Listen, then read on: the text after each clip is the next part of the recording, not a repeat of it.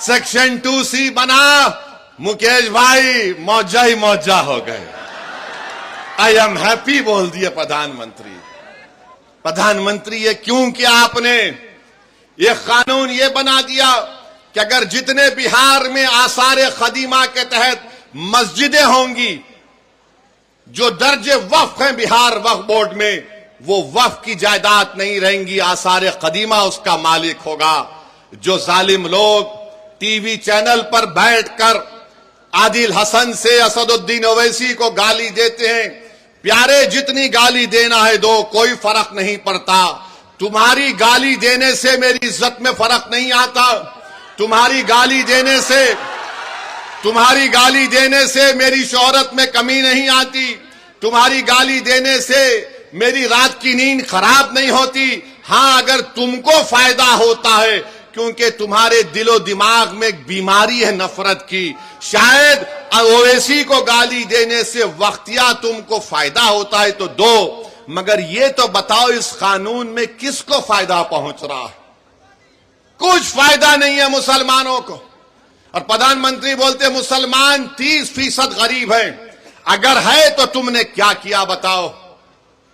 अगर है तो बताओ तुमने विजारत अक़लियती बहबूद, मिनिस्ट्री ऑफ माइनॉरिटी अफेयर्स, वहां पर मौलाना आजाद की फेलोशिप बंद कर दी।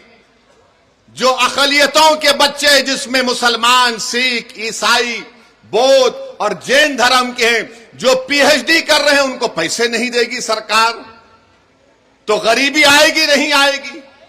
जो मुसलमानों के बच्चे, सबसे ज्यादा ड्रॉप आउट रेट पूरे देश में अगर आप देखेंगे किसी समुदाय का है तो मुसलमानों का है। जो चौथी जमात में, 5वीं जमात में अपना स्कूल छोड़ देते हैं, क्यों छोड़ते हैं? क्योंकि अब्दुल चाहता है पढ़ाना अपने बच्चों को, मगर अब्दुल के पास घर में खाना खिलाए या फिर बच्चों को पढ़ाए। तुमने प्री मैट्रिक स्कॉलरशिप को 9वीं क्लास से कर दिया, जबकि हम पुकार रहे हैं कि अरे चौथी, 5वीं, 6ठी जमात में करो। तो नरेंद्र मोदी ने कहा नहीं नहीं, अब्दुल नहीं पढ़ सकता चौथी, 5वीं, 6ठी जमात, वो 9वीं जमात में आया तो स्कॉलरशिप मिलेगा।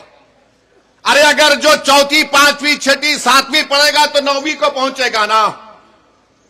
प्री में पोस्ट मैट्रिक स्कॉलरशिप हम पुकार कर कह रहे हैं कि बढ़ाओ, नंबर बढ़ाओ, नंबर बढ़ाओ, मगर बीजेपी बोलती हम 1 लाख को दे रहे। अरे जालिमो, तुम झूठ बोल रहे हो। तुम नंबर नहीं बढ़ाने की वजह से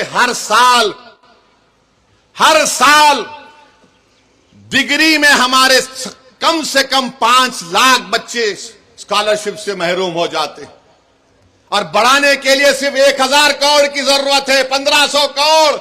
मगर मोदी ने बोलेंगे अब्दुल पंक्चर बनाता है। मोदी जी, दलील देकर कह रहा हूं, झूठ नहीं बोल रहा हूं। आप मेरे दलील का जवाब नहीं दे पाओगे। अरे अब्दुल अगर गरीब है तो हुकूमतों ने हमको गरीब बना दिया।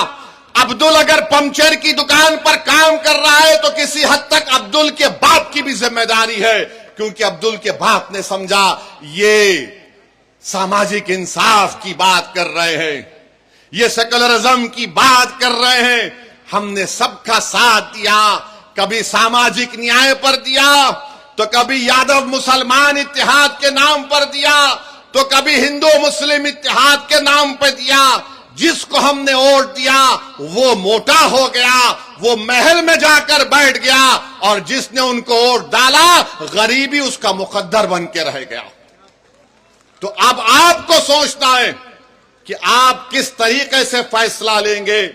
हम आपके सामने ये बोलने आए हैं कि भाजपा भी जिम्मेदार है अगर अब्दुल जिम्मेदार गरीब है तो।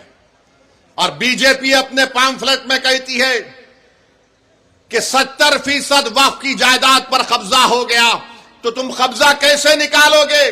मोदी ने कानून यह बनाया कि जो 12 साल से जिस जमीन का मालिक अल्लाह है, उस पर अगर वो 12 साल से कब्जे में है, तो मोदी कह रहे हैं कि मालिक तो अल्लाह होगा, मगर मैं कानून बनाकर तुझे मालिक बना रहा हूं। वो 70% अगर जायदादों पर वक्फ की जमीन पर कब्जा हुआ है, तो सब लैंड ग्रैबर खाबिजीन उसके मालिक बना दिया आपने। बताओ फिर क्या होगा? यह कानून शियाओं को नुकसान पहुंचाता है, सुन्नियों को पहुंचाता है, बोरियों को पहुंचाता है। यह कानून देवबंदियों को नुकसान पहुंचाता है, बरेलवियों को नुकसान पहुंचाता है, अहले हदीस को नुकसान पहुंचाता है। यह कानून मुसलमानों को नुकसान पहुंचाता है। इसलिए हम आपसे अपील कर रहे हैं कि all India Muslim personal law board ने जो एहतजाजी प्रोग्राम बनाया है, आप उसका साथ दें। आपने बत्ती गुल की थी, 15 मिनट के लाइट गुल कर दी आपने, किया था ना आपने। अब जब विधानसभा के चुनाव आएंगे, जब विधानसभा के चुनाव आएंगे, 20 साल आपने नीतीश को वोट दिया, 15 साल आपने लालू को वोट दिया। क्या हासिल हुआ आपको बताओ? पढ़ाई के लिए बिहार से बाहर जाना पड़ता, नौकरी के लिए बिहार से बाहर जाना पड़ता। मुझे माफ कर दीजिए अगर मैं जो अब कहने वाला हूं, आपका हाल ऐसा है कि सिर्फ मनी ऑर्डर पर आपका घर चलता है। मनी ऑर्डर पर हमारा घर चलता है बिहार में। ये 20 साल और ये 15 साल राजनीति करने वालों ने हाल हमारा कर दिया है। तो जब चुनाव आएंगे तो 15 मिनट के लिए बत्ती गुल नहीं करना, पूरे 5 साल के लिए बीजेपी के, नीतीश की और राजद की बत्ती गुल करना पड़ेगा आपको। आप करेंगे ना?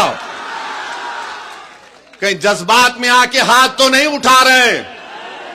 अगर आप वादा कर रहे हैं बत्ती गुल करेंगे लोगों की, तो मैं ढाका की जनता को खुशखबरी दे रहा हूं कि हमने हमारे भाई राणा रंजीत को यहां से अपना उम्मीदवार बनाने का ऐलान कर रहे हैं। तो अब यह आपकी जिम्मेदारी है मेरे भाई कि आप राणा रंजीत को यहां से अपना नया विधायक बनाएंगे इंशाअल्लाह ताला। बहादुरगंज से तौसीफ आलम को इंशाअल्लाह बनाएंगे और अख्तरुल ईमान को कामयाब करेंगे अपनी विधानसभा से। अब याद रखिए कि एक अख्तरुल ईमान विधानसभा में जाते हैं। आप बैठो बैठो अभी। एक अख्तरुल ईमान विधानसभा को जाते हैं, अख्तरुल ईमान को 2 मिनट का टाइम स्पीकर देता है और 2 मिनट में अख्तरुल ईमान सबको परेशान कर देते हैं। तो इंशाअल्लाह ताला अगर हम मुत्तहदा तौर पर अपने वोट का इस्तेमाल करेंगे तो अख्तरुल ईमान का बाजू नहीं बल्कि बिहार के गरीब और मजलूम अवाम का बाजू तौसीफ आलम और हमारा राणा बनेगा इंशाअल्लाह ताला। तो मेरे अजीज दोस्तों और बुजुर्गों, मुत्तहदा तौर पर अपने वोट का इस्तेमाल करिए।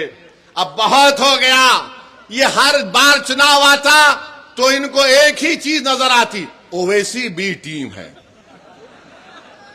ओवैसी बी टीम है, ओवैसी वोट काटने के लिए आया है।